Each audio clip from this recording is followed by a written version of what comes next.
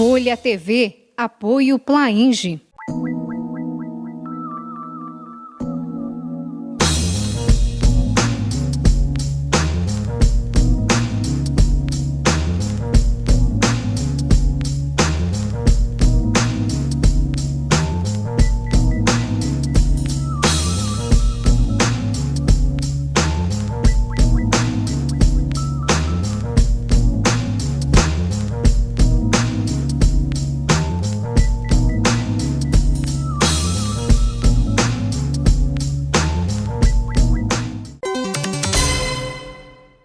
Oficialmente, Londrina tem apenas 2 museus, o Museu Histórico Padre Carlos Wais e o Museu de Arte. No entanto, algumas empresas e instituições também estão ajudando a preservar a história. O Folha TV foi conhecer alguns espaços dedicados à memória e mostra agora para você.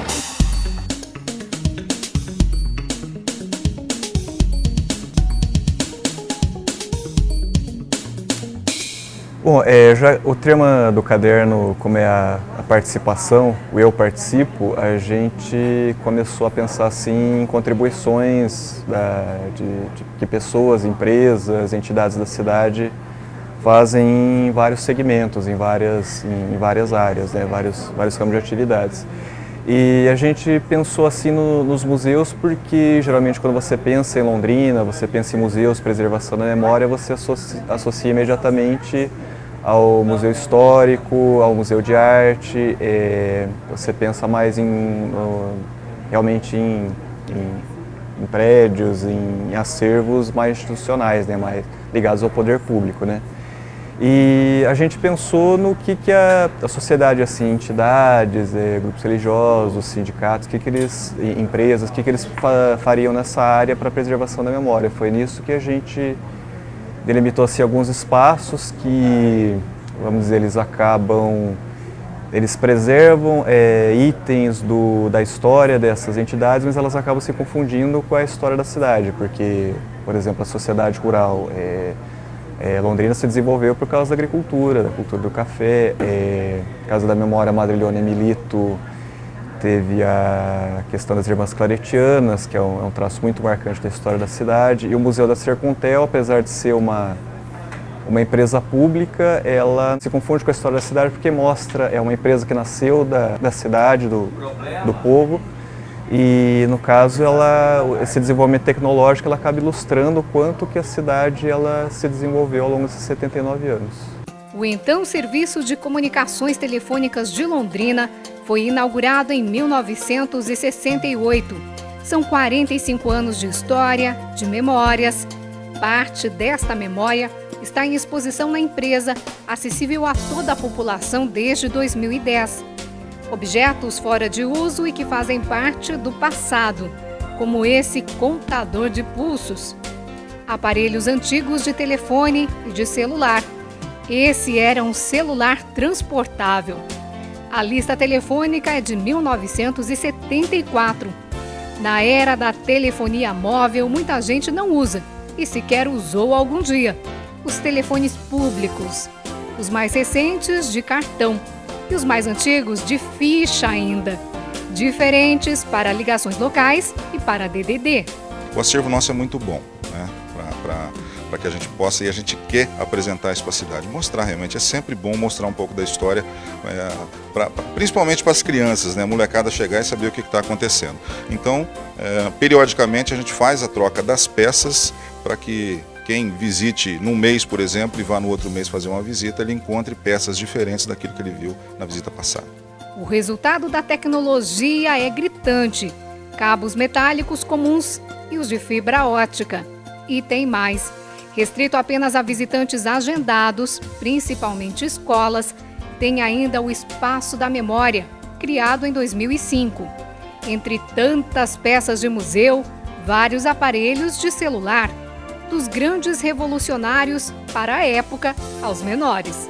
Para quem acompanha, para a gente não sente tanto isso, que é o nosso dia a dia. Mas quando a gente começa a analisar como é que funcionava e como é que funciona hoje, se a gente pensar que para a telefonia fixa, esse museu que a gente tem aqui hoje, ele servia para uma quantidade pequena de telefones, para esse espaço todo, e hoje a gente consegue, no tamanho de um notebook, a gente fazer quase que metade da cidade fazendo a mesma função, quer dizer, os equipamentos em tamanho eles caíram bastante, mudou muito. Os aparelhos celulares, uma mudança a gente tem aqui para a gente mostrar como é que foi parte a parte dessa mudança, como é que os aparelhos foram mudando. Então, realmente, mudou muito a telefonia, mas principalmente dos anos 90 para cá, quando chegou a telefonia celular e que obrigou até a telefonia fixa para não morrer, né, a telefonia fixa, ela teve que ter um monte de outras funções que ela não tinha. Então foi mudando também, mas principalmente pela chegada do celular. Há outros aparelhos de telefone público, PBX de empresas e uma relíquia, a máquina anunciadora da hora certa, do 130. A novidade é que a partir de janeiro, essa sala vai poder ser visitada por mais pessoas. As escolas, principalmente as escolas municipais, elas já conhecem esse nosso projeto, então já é comum esse agendamento, a gente faz o acompanhamento, como eu já disse, conhece uma parte da empresa e conhece aqui o museu. A partir de janeiro a gente pretende ampliar essa opção de conhecer a empresa. Então a gente vai abrir no nosso site, logo na página de abertura, qualquer pessoa, não precisa vir em grupo, vai fazer de acordo com as opções ali de agendamento, escolhe um dia que seja adequado, pode vir, se for um dia em que tiver uma escola, faz junto com uma das escolas, se não tiver, faz junto com outras pessoas sem problema nenhum, para que possam conhecer, além do museu, também outras partes de funcionamento da empresa. A gente pretende ampliar esse leque de opções para que mais pessoas realmente conheçam como é que funciona a Sercontel, tecnicamente falando, e como é que funciona o nosso museu também.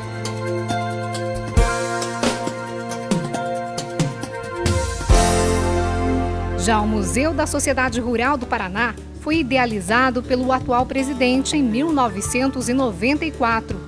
Mas a montagem foi começar só 22 anos depois, mais 2 para a conclusão. A inauguração foi em 2010. Em homenagem aos colaboradores, os nomes estão gravados numa das paredes. E só com a ajuda mesmo para se montar um acervo como esse. Para a diretoria, os documentos é que são os mais valiosos. Eu costumo dizer que quem não registra os fatos não marca a história, né?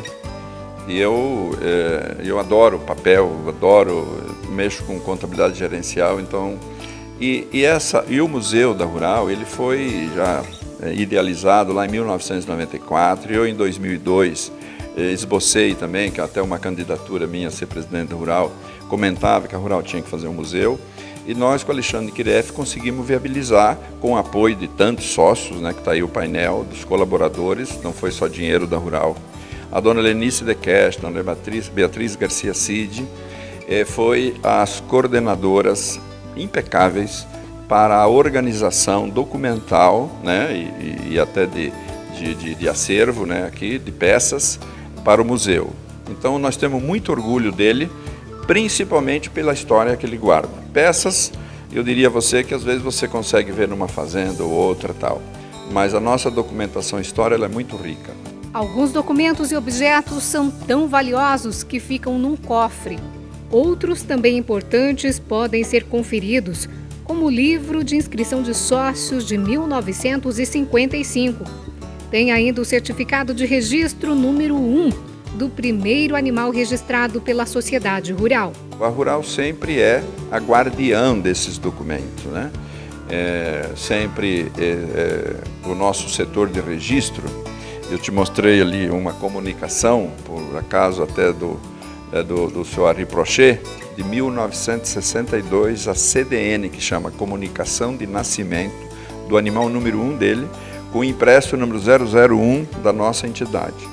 A Sociedade Rural ela é uma delegada, foi até agosto agora, 50 anos de serviço de registros genealógicos, registrou 1.007.000 animais neste período das raças zebuínas. Então são histórias e documentos que estão dentro deste museu. Aliás, o Paraná foi pioneiro em inseminação artificial. A exposição tem equipamentos de genética animal e vegetal e ainda uma máquina de congelar embriões. Para quem não sabe, o Paraná ele é pioneiro na importação de gado da Índia em 1960-62 pela família Garcia Cid, pelo saudoso Celso Garcia. Em 64, introduziu no governo do estado, Paulo Pimentel era secretário da Agricultura, ainda moço, e é reconhecido hoje como um dos melhores programas de melhoramento genético que a América já teve. Consistia em fornecer um reprodutor puro e o criador pagava a base de quilo, mas tinha que retirar o reprodutor de baixa qualidade da vacada dele. Isso está provado. Alguns países da América Central copiou e o governo de Minas, parece que há 8, 10 anos atrás, inclusive copiou esse modelo que o Paraná utilizou em 1965, 64. Em 65, na Fazenda Cachoeira, foi construído o primeiro laboratório de industrialização e comercialização de sêmen das raças zebuínas. E o objetivo era vender, permutar, para que todos pudessem usar, oriundo das raças importadas, animais de boa genética. Mas a economia não era só pecuária. A produção agrícola teve ainda o café, algodão, trigo, milho, soja, arroz e feijão. Há ainda vários objetos de uso doméstico, de cozinha a ferramentas e acessórios para o trabalho. Peças de museu como essa roca para afiar lã e este recipiente usado para aquecer a água do banho ou para a cozinha. Falando de memória, não tem como não citar as exposições. Esse cartaz é da primeira, em 1964, e esse da segunda, no ano seguinte. Vários artistas se apresentaram no palco do Parque Ney Braga. Entre as fotos, a de Roberto Carlos. E há peças ainda guardadas, falta espaço para expor tudo. Grandes decisões políticas passaram por dentro da sociedade rural do Paraná. Nós não somos uma entidade muito rica em dinheiro, mas somos muito ricos, né, por a contribuição que ela já prestou a toda a sociedade, né, londrinense, da região e do Paraná. E de maneiras que o nosso banco de dados aqui ele é aberto, claro que tem os protocolos aí para ser obedecidos, mas ele está aberto para visitação e para pesquisa, para a universidade, para todo cidadão londrinense, visitantes, todas as comitivas que vêm, inclusive internacional, vêm no museu, às vezes quer resgatar alguma informação, é aqui que ela vem buscar.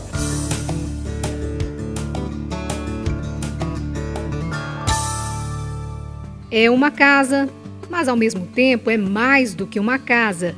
É um espaço todo dedicado à memória. A memória de Madre Leônia Milito, que chegou a morar neste mesmo local até 22 de julho de 1980, quando morreu num acidente de carro. Nesta sala, um breve histórico da vida da religiosa.